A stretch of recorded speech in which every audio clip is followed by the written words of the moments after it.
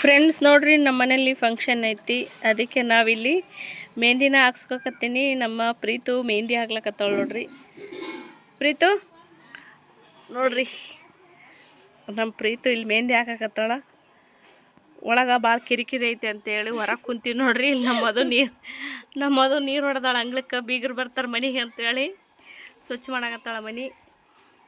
ಇಲ್ಲಿ ನೋಡ್ರಿ ನಮ್ಮೂರು ಹಿಂಗೈತಿ. ಇಲ್ಲಿ ನಮ್ಮ ನಂದಿತಾ ಬಂದ್ಲು.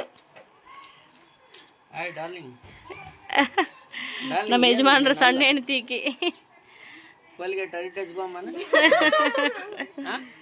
ನೋಡ್ರಿ. ಇಲ್ಲಿ ಮೆಹಂದಿ ಹಾಕ್ಸ್ಕೊಕತ್ತೀನಿ. ವೇಟಿಂಗ್ ಲಿಸ್ಟಲ್ಲಿ ಭಾಳ ಮಂದಿ ಅದಾರ. ಅದಕ್ಕೆ ನಾವು ಮೆಹಂದಿ ಹಾಕ್ಸ್ಕೊಂಡು ಕಡೆಕಾಗಂತೇಳಿ ಇವಾಗ ನಾನು ಹಾಕ್ಸ್ಕೊಕತ್ತೀನಿ. ಈಗ ನಾನು ಮೂರನೇದಕ್ಕೆ ನೋಡ್ರಿ ಮೆಹಂದಿ ಹಾಕೊಳ್ಳೋಕೆ. ಲಾಸ್ಟ್ ಆದಮೇಲೆ ಹೆಂಗಾಗ್ಯದ ಅಂತ ತೋರಿಸ್ತೀನಿ. ಲಾಸ್ಟಲ್ಲಿ ಯಾವ ಥರ ಮೆಹಂದಿ ಬಂತು ಅಂತ ತೋರಿಸ್ತೀನಿ ನೋಡ್ರಿ. ಪಾಪ ಕೈ ಸೋತೆ ಹೋತ ಎಲ್ಲರಿಗೆ ಹಾಕಿಸ್ತೀನಿ. ಅಬ್ಬಾ ನೋಡ್ರಿ, ಇದು ನಮ್ಮ ಅಕ್ಕನ ಮಗ ಗುರುರಾಜ್. ಫ್ರೆಂಡ್ಸ್ ನೋಡ್ರಿ, ಫೈನಲಿ ಮೆಹಂದಿ ಈ ಥರ ಹಾಕಿದಾಳ ನೋಡ್ರಿ. ಹಿಂಗೆ ಕಾಣಿಸಾಗತ್ತೈತಿ. ಈ ಥರ ಹಾಕ್ಯಾಳ ನೋಡ್ರಿ, ಮಸ್ತ್ ಆಗೈತಿ. ಡಿಸೈನ್ ಈ ಥರ ಐತಿ ನೋಡ್ರಿ, ಚಂದ ಹಾಕ್ಯಾಳ. ವೇದಿಕೆ ಮೇಲೆ ಹಾಜರಾಗಿರ್ತಕ್ಕಂಥ ರವಿಮುತ್ಯ ಕಲ್ಕೇರಿ ಹಾಗೂ ನಾಗರಾಜ್ ಮುತ್ಯ ಕಲ್ಕೇರಿ ಪುರಾಣ ಅಪ್ಪೋರಿಗೆ ಹಾಗೂ ಎಲ್ಲ ಗಣ್ಯ ವ್ಯಕ್ತಿಗಳಿಗೆ ತುಂಬು ಹೃದಯದಿಂದ ನಮಸ್ಕರಿಸುತ್ತೇನೆ. ಮೊದಲನೇದಾಗಿ ತಮ್ಮೆಲ್ಲರಿಗೂ ಕೂಡ ನಮಸ್ಕಾರ. ನಿಮ್ಮೆಲ್ಲರಿಗೂ ಪರಿಚಯ ಇದೆ ನನ್ನದು. ಯಾಕಂದ್ರೆ 2-3 ಸಲ ಇದೇ ವೇದಿಕೆಯಲ್ಲಿ ನಾನು ಫಸ್ಟ್ ಟೈಮ್ ಮೈಕ್ ಹಿಡಿದಿದ್ದು. ಇದೇ ಮೈಕಿನಿಂದ ನಾನು ರಾಜ್ಯ ಮಟ್ಟದಂತ ಹೋಗಿ ಬಂದಿದ್ದೀನಿ ಅಂತಾನೆ ಹೇಳ್ಬೋದು. ತಮ್ಮೆಲ್ಲರಿಗೂ ಕೂಡ ನಮಸ್ಕಾರ ಹೇಳ್ತೇನೆ. ಇಲ್ಲಿ ನಾವೆಲ್ಲರೂ ಯಾಕೆ ಬಂದಿದ್ದೀವಿ ಅಂತ ಹೇಳಿದ್ರೆ, ನಮ್ಮಲ್ಲಿ ಏನು ಸಾಧ್ಯತೆಗಳಿದೆ ಇಲ್ಲಿ ಬರ್ಲಿಕ್ಕೆ ಅಂದ್ರೆ ಪುರಾಣ ಪ್ರವಚನವನ್ನ ಕೇಳಲಿಕ್ಕೆ ಬಂದಿದ್ದೀವಿ, ಹೌದಲ್ವಾ? ಇಂಥ ಪುರಾಣ ಪ್ರವಚನವನ್ನ ನಮ್ಗೆ ಯಾರು ಹೇಳ್ಕೊಡ್ತಿದ್ದಾರೆ ಅಂದ್ರೆ ನಮ್ಮ ಪುರಾಣ ಅಪ್ಪರು ಹೇಳ್ತಿದ್ದಾರೆ. ಮೊದಲನೇದಾಗಿ ಅವ್ರಿಗೆ ನಾವು ತುಂಬು ಹೃದಯದಿಂದ ಧನ್ಯವಾದಗಳನ್ನು ಹೇಳಲಿಕ್ಕೆ ಇಷ್ಟಪಡ್ತೇನೆ. ಯಾಕೆ ಅಂತ ಹೇಳಿದ್ರೆ, ಇಲ್ಲಿ ನಾನು ಸಾಮಾನ್ಯವಾಗಿ ಮುಂದೆ ಓದ್ಬೇಕು ಅಂತ ಬೇರೆ ಬೇರೆ ಊರಿಗೆಲ್ಲ ಹೋಗ್ತೀವಿ, ಹೌದಲ್ವಾ? ಅದೇ ರೀತಿ ನಾನು ಕೂಡ ಕಲಬುರಗಿಯಲ್ಲಿ ಓದಿಕ್ ಹೋಗಿದ್ದೆ. ಈಗ ನಾನು ಬಂದು 2-3 ದಿನ ಆಯ್ತು ಅಷ್ಟೇನೆ. ನಾನು ಕೇಳ್ತಾ ಇದ್ದೆ ನಮ್ಮ ಮಾಮದವರಾಗಿರ್ತಕ್ಕಂಥ ನಾಗರಾಜ್ ಮುತ್ತೆ ಹಾಗೂ ರವಿ ಮುತ್ತೆ ಅವರಿಗೆ, ಪುರಾಣ ಹೇಗ್ ನಡೀತಿದೆ ಮಾಮೋರೆ ಅಂತ ಕೇಳಿದಾಗ ಅವ್ರು ಹೇಳ್ತಿದ್ರು, ನೀ ಬಂದ್ ನೋಡು, ಕೇಳಿದ್ರೆ ನಿನಗೆ ಗೊತ್ತಾಗೋಲ್ಲ, ಬಂದ್ ನೋಡಿದ್ರೆ ಗೊತ್ತಾಗತ್ತೆ. ಸಾಕ್ಷಾತ್ ಕೈಲಾಸದಲ್ಲಿ ಕೂತಂಗಿರುತ್ತೆ, ಕೇವಲ ದೇವಪುರ ಜನಗಳು ಕೂತಿರಲ್ಲ ನಮ್ಮಲ್ಲಿ ಅಂತ ಹೇಳ್ತಾರೆ. ಅದೇ ರೀತಿ ನಾನು ಬಂದ್ ಕೇಳಿದಾಗ ಅವ್ರು ಹೇಳ್ತಿದ್ರು, ನೀವು ಒಂದ್ಸಲ ನಮ್ಮ ಅಪ್ಪವ್ರ ಪುರಾಣ ಕೇಳು, ನಿನಗೆ ಗೊತ್ತಾಗತ್ತೆ ಹೆಂಗ್ ಹೇಳ್ತಾರ ಅವರು ಅಂತ. ನನಗಲ್ಲಿ ಕೂತು ನನಗಂತೂ ಎಕ್ಸಾಮ್ ಬರೋದ್ರಲ್ಲಿ ಎಲ್ಲ ಮುಗಿದು ಹೋಯ್ತು. ಕೊನೆಗೂ ಎಕ್ಸಾಮ್ ದಿನಾನೇ ನಾನು ಬಂದು ಪುರಾಣ ಪ್ರವಚನ ಕೇಳಿದಾಗ ಗೊತ್ತಾಯ್ತು, ನಮ್ಮ ಮಾಮವ್ರು ಹೇಳಿದ್ ಎಷ್ಟು ಸತ್ಯ ಅದಲ್ಲಪ್ಪ, ಇಲ್ಲಿ ಬಂದ್ಮೇಲೆ ಗೊತ್ತಾಗತ್ತೆ ಅದು ಎಷ್ಟು ಚೆನ್ನಾಗಿರುತ್ತೆ ಅಂತ. ಹಾಗಾಗಿ ಇವರೆಲ್ಲರೂ ಪುರಾಣ ಪ್ರವಚನ ಕೇಳಕ್ ಬಂದಿದ್ದೀವಿ. ಯಾರ ಮೇಲೆ ಅಂತಂದ್ರೆ, ಈ ಒಂದು ನಮ್ಮ ಪವಾಡ ಪುರುಷರಾಗಿರ್ತಕ್ಕಂಥ ಅಂಬ್ರಣ ಮುತ್ತೆ ಹಾಗೂ ಮಲ್ಲಣ್ಣ ಮುತ್ತೆ ಅವರ ಪುಣ್ಯದಿಂದ ನಾವೆಲ್ಲ ಕೂತಿದ್ದೀವಿ, ಹೌದಲ್ವಾ? ಸಾಮಾನ್ಯವಾಗಿ ಈಗಿನ ಕಾಲದಲ್ಲಿ ಹೆಂಗಾಗಿದ್ದೀವಿ ನಾವೆಲ್ಲರೂ ಅಂತಂದ್ರೆ, ಈ ಟೈಮಲ್ಲಿ ಆ ಸೀರಿಯಲ್ ಬರುತ್ತೆ, ಈ ಸೀರಿಯಲ್ ಬರುತ್ತೆ ಅನ್ನೋ ಕಾಲದಲ್ಲಿ ಈ ಟೈಮಲ್ಲಿ ಸೀರಿಯಲ್ ಬರಲ್ಲ, ಪುರಾಣ ಹೇಳ್ತಿದ್ದಾರೆ. ನಾವೆಲ್ಲರೂ ಪುರಾಣಕ್ಕೆ ಕೂತ್ಕೋಬೇಕು ಅನ್ನೋ ಮನಸ್ಥಿತಿ ನಮ್ಮಲ್ಲಿ ಹುಟ್ಟಿಸಿದ್ದಾರೆ ಅಂದ್ರೆ ಅವ್ರು ಕೇವಲ ಅಂಬ್ರಣ ಮುತ್ತೆ ಹಾಗೂ ಮಲ್ಲಣ್ಣ ಮುತ್ತೆಯಿಂದ ಸಾಧ್ಯ ಆಗುತ್ತೆ ಅಷ್ಟೇನೆ. ಹಾಗೆ ಅವರು ಪವಾಡ ಪುರುಷರಂತಾನೆ ಹೆಸರಾಗಿದ್ದಾರೆ. ಇಡೀ ದೇವಪುರಿಗೆ, ನಾಡಿಗೆ, ತಾಲೂಕಿಗೆ, ಜಿಲ್ಲೆಗೆ, ರಾಜ್ಯಕ್ಕೆ ಅಷ್ಟೇ ಅಲ್ಲದೆ ಬೇರೆ ರಾಜ್ಯಗಳಿಗೆ ಕೂಡ ಹಲವಾರು ಹೆಸರಾಗಿದ್ದಾರೆ ಅಂತ ಹೇಳ್ಬೋದು. ನಾಡಿಗೆ ಮಾತ್ರ ಸೀಮಿತವಾಗದೆ ಬೇರೆ ನಾಡಿಗೆ ಕೂಡ ಸೀಮಿತರಾದ ಯಾರು ಅಂದ್ರೆ ನಮ್ಮ ಅಂಬ್ರಣ ಮುತ್ತೆ ಹಾಗೂ ಮಲ್ಲಣ್ಣ ಮುತ್ತವರಾಗಿರ್ತಾರೆ. ಹಾಗಾಗಿ ಅವ್ರದ್ದೊಂದು ಸಣ್ಣದಾದಂತಹ ಚರಿತ್ರೆಯನ್ನು ನಿಮ್ಗೆ ಹೇಳ್ತೇನೆ. ಯಾಕಂದ್ರೆ ನಿಮ್ಗೆಲ್ರಿಗೂ ಗೊತ್ತೇ ಇದೆ, ನನಗಿಂತ ಹೆಚ್ಚಾಗಿ ನಾನು ನಿಮ್ಮಗೆ ಹೇಳೋಷ್ಟು ದೊಡ್ಡವಳು ನಾನಲ್ಲ. ಆದ್ರೆ ನನಗೂ ಕೂಡ ಕೆಲವೊಂದು ಗೊತ್ತಿದೆ, ಅದರಿಂದ ನಿಮ್ಗೆ ಹೇಳಕ್ ಇಷ್ಟಪಡ್ತೇನೆ. ಅವ್ರದ್ದು ಒಂದು ಪವಾಡ ಹೇಳಲಿಕ್ಕೆ ಹೋದ್ರೆ ನಿಮ್ಗೆಲ್ರಿಗೂ ಗೊತ್ತಿದೆ, ಇಡೀ ರಾತ್ರಿ ಹಗಲು ದಿನ ಏನೂ ಸಾಲಲ್ಲ, ಅಷ್ಟೆಲ್ಲ ಪವಾಡ ಪುರುಷರಾಗಿದ್ದಾರೆ ನಮ್ಮ ಅಂಬ್ರಣ ಮುತ್ತೆ ಹಾಗೂ ಮಲ್ಲಣ್ಣ ಮುತ್ತೆ ಅವರು. ಅದೇ ರೀತಿ ನಾನು ಮಲ್ಲಣ್ಣ ಮುತ್ತೆ ಅವರದ್ದು ಒಂದು ಸಣ್ಣವಾದಂತಹ ಚರಿತ್ರೆ ಹೇಳಲಿಕ್ಕೆ ಇಷ್ಟಪಡ್ತೀನಿ. ನಿಮ್ಗೆಲ್ರಿಗೂ ಗೊತ್ತಿರೋ ಹಾಗೆ ಕೇವಲ ನಾಡಿಗೆ ಸೀಮಿತವಾಗಿಲ್ಲ ಅಂಬ್ರಣ ಮುತ್ತೆ ಹಾಗೂ ಮಲ್ಲಣ್ಣ ಮುತ್ತೆ ಅವರು, ಇಡೀ ನಾಡಿಗೆ ಸೀಮಿತವಾಗಿದ್ದಾರೆ. ಅದೇ ರೀತಿ ಇವರು ಪುನಾಗೆ ಎಲ್ಲರೂ ಸಾಮಾನ್ಯವಾಗಿ ಪಟ್ಟಿಗೆ ಅಂತ ಹೋಗ್ತಾರೆ ನೋಡಿ, ಜಾತ್ರೆ ಪಟ್ಟಿಗೆ ಅಂತೆಲ್ಲ. ಆಗ ಹೋದಾಗ ಪುನಾದಲ್ಲಿ ಏನಾಗಿದೆ, ಒಂದು ಸಣ್ಣ ಸಂಗತಿಯನ್ನು ಹೇಳಲಿಕ್ಕೆ ಇಷ್ಟಪಡ್ತೇನೆ. ಒಂದು ದಂಪತಿಗಳು ಇರ್ತಾರೆ, ಆ ದಂಪತಿಗಳಿಗೆ ಸುಮಾರು ಮದುವೆ ಆಗಿ 15-16 ವರ್ಷ ಆದ್ರೂ ಕೂಡ ಮಕ್ಕಳಾಗಿರಲ್ಲ. 15-16 ವರ್ಷ ಆದ್ರೂ ಮಕ್ಕಳಾಗಿಲ್ಲ ಅಂತ ಇನ್ನೊಂದು ಮದುವೆ ಆಗ್ತಾರೆ, ಅವ್ರಿಗೂ ಕೂಡ ಮಕ್ಕಳಾಗಲ್ಲ. ಅವಾಗ ಡಾಕ್ಟರ್ ಹತ್ರ ಹೋದಾಗ, ಇಲ್ಲ ನಿಮ್ಗೆ ಸಂತಾನೋತ್ಪತ್ತಿ ಆಗೋದಿಲ್ಲ, ವೈದ್ಯರು ಕೂಡ ಹೇಳ್ತಾರೆ ನಿಮ್ಗೆ ಯಾವುದೇ ರೀತಿಯಾದಂತ ಮಕ್ಕಳು ಆಗೋದಿಲ್ಲ ಅಂತ. ಸರಿ, ಏನೋ ಮಾಡಕ್ಕಾಗಲ್ಲ. ಅಪ್ಪ ಹೇಳಿದ್ರು ಇನ್ನೇಗೆ ಪುರಾಣ ಪೋರೇನಂತ. ಕೊನೆಗೆ ನಮ್ಮ ಕೈ ಹಿಡಿಯೋರು ಯಾರು ಅಂತ ಹೇಳಿದ್ರೆ ನಮ್ಮ ದೈವನೇ ಹೊರತು ಬೇರೆ ಯಾರೂ ಅಲ್ಲ ಅಂತ. ಅದೇ ರೀತಿ ಇವ್ರು ಬಂದು ಮಲ್ಲಣ್ಣ ಮುತ್ತೆ ಅವ್ರ ಹತ್ರ ಕೇಳ್ತಾರೆ, ಅಪ್ಪೋರೇ ನಮ್ಗೆ ಹಿಂಗೆ ಹೇಳಿದ್ದಾರೆ, ನಮ್ಗೆ ಏನು ಸಂತಾನೋತ್ಪತ್ತಿ ಆಗೋಲ್ಲಂತೆ ಅಂತ ಕೇಳಿದಾಗ ಮಲ್ಲನಮೂರ್ತಿ ಅವ್ರು ಹೇಳ್ತಾರೆ, ನೋಡಪ್ಪ ನೀನು ನನ್ನ ಮೇಲೆ ನಂಬಿಕೆ ಇಡೋದಲ್ಲ, ಹುಸೇನ್ ಪಾಷಾ ಮೇಲೆ ನಂಬಿಕೆ ಇಡು, ನಿನಗೆ ಎಲ್ಲವನ್ನ ಮಾಡ್ಕೊಡ್ತಾನೆ ಅಂತ ಹೇಳಿದಾಗ ಕೇವಲ ಒಂದು 2 ವರ್ಷದಲ್ಲಿ ನನಗೆ ಮಗು ಆಗುತ್ತೆ ಅಂತ ಹೇಳ್ತಾರೆ. 1.5 ವರ್ಷದಲ್ಲಿ ಮಗುವಾಗಿ ಆ ಮಗು ಸಹಿತನ ಇಲ್ಲಿ ಬಂದು ಆಶೀರ್ವಾದವನ್ನ ಪಡ್ಕೊಂಡಿರುವಂತ ದೃಶ್ಯ ಕೂಡ ಇವೆಲ್ಲ ಕರುನಾಡು ಮಂದಿರ ನೋಡಿದೆ ಅಂತ ಹೇಳ್ಬೋದು.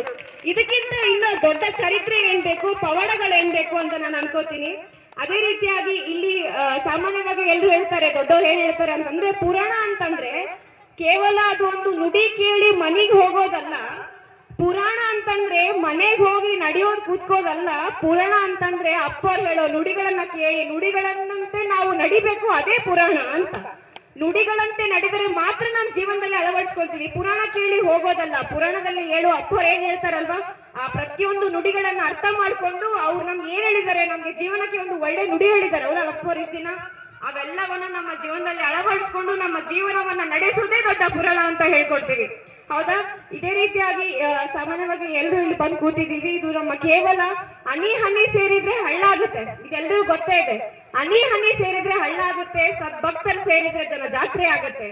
ಇದೇ ರೀತಿಯಾಗಿ ಇವರೆಲ್ಲರೂ ಇಲ್ಲಿ ಕೂತ್ಕೊಂಡು ಕೇಳ್ತಾ ಇದ್ದೀವಿ, ಮಾಡ್ತಾ ಇದ್ದೀವಿ ಅಂತಂದ್ರೆ ಇಲ್ಲಿ ಪುರಾಣ ಮಾಡ್ಬೇಕು ಅನ್ನೋದು ನಮ್ಮ ಮಲ್ಲನಮುತ್ತ ಹಾಗೂ ಅಂಬರಮುತ್ತ ಅವರ ದೊಡ್ಡ ಕನಸಾಗಿತ್ತು.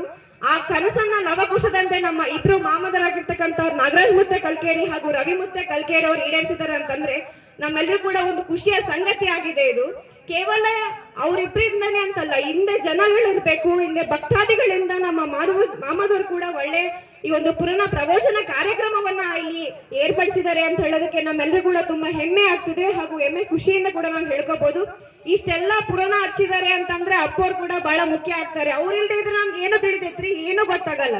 ಬಂದ್ ಕೂತ್ಕೊಂಡು ಹೋದ್ರೆ ಪುರಾಣ ಅಂತಾರ, ಇಲ್ಲ, ಪುರಾಣವನ್ನ ಹೇಳೋರ್ಬೇಕಲ್ವಾ.